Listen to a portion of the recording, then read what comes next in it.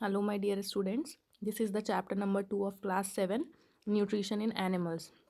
This is the part 3rd of the video. Previously, I told you about the digestive tract of humans. Na? So, in this video and after some time, the videos I am going to provide, I am going to discuss about the parts in detail. The digestive tracts के parts को I am going to discuss in detail.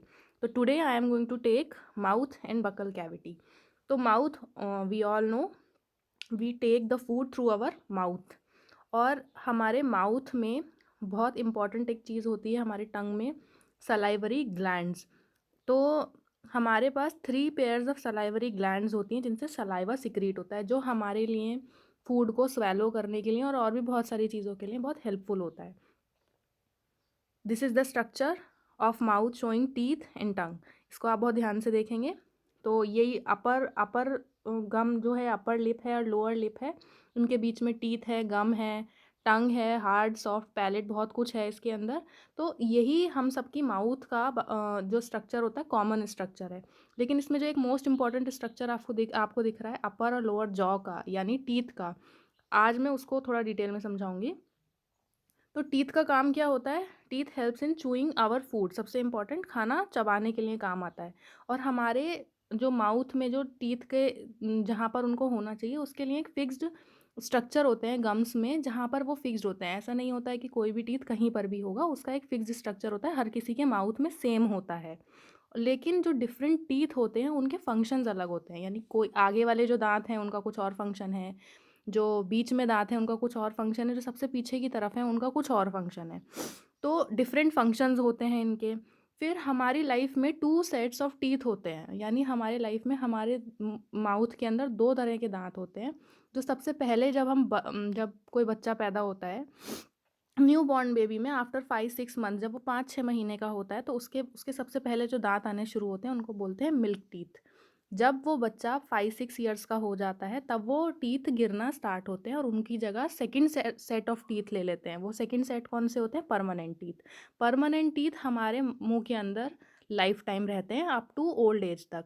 कई बार old age के बाद भी रहते हैं, मतलब at the time of death भी परमानेंट टीथ रहते हैं, क्योंकि वो बहुत स्ट्रॉन्ग स्ट्रक्चर होता है, वो आसानी से ख़राब नहीं होते हैं। लेकिन ख़राब कब होते हैं, कब वो गिरना स्टार्ट होते हैं? जब आप उनका ठीक से ध्यान नहीं रखेंगे।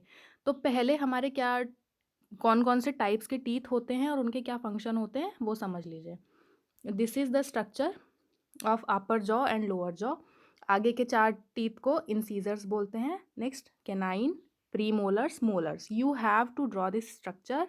Next you have to learn these names also, incisors, canine, premolars and molars. और ये सिर्फ अपर जॉ में मार्क इसलिए किया है क्योंकि लोअर जॉ में भी एग्जैक्टली सेम होता है, यही होते हैं चारों। अब ये किस तरह से लगे हुए होते हैं, किस तरह से अटैच्ड होते हैं, मतलब इनका क्या फंक्शन है और कितने नंबर्स में होते हैं ये, तो ये इसमें लिखा हुआ है कितने इंसीजर्स होते हैं, क्या फंक्शंस हैं। Incisors, canines, premolars, molars. तो इनके ईच जॉ में नंबर लिखे हुए हैं, ये दोनों में नहीं लिखे हुए हैं। यानी इंसीजर्स ऊपर वाले में 4 होते हैं और नीचे वाले में भी 4 होंगे, तो यानी टोटल इंसीजर्स कितने हो गए? 8 हो गए। कैनाइन सिर्फ ऊपर वाले जॉ में 2 होते हैं, तो नीचे वाले में भी अगर हम मिलाएंगे तो 4 हो जाएंगे। तो वटेवर द, जब आप इसको टोटल करोगे तो जो नंबर आएगा उसका डबल कर देंगे, तो वो लोअर और अपर बोथ जॉ को मिला के होगा। ठीक है, तो ये टेबल भी आपको ड्रॉ करना है अपने कॉपी में, नोट्स जब आप बनाएंगे। इसके बाद एक नेक्स्ट टॉपिक आता है टूथ डिके। टूथ डिके यानी दांतों का गिर जाना, खराब हो जाना। क्यों, कैसे वो खराब हो जाते हैं? सिंपल सी बात है, जब आप क्लीनिंग नहीं करोगे दांतों की, अच्छे से ध्यान नहीं रखोगे, उनमें बैक्टीरियाज हो जाएंगे, कीड़े लग जाएंगे उनमें, फिर आपको डेंटिस्ट के पास जाना पड़ेगा, वो उनको निकाल देंगे।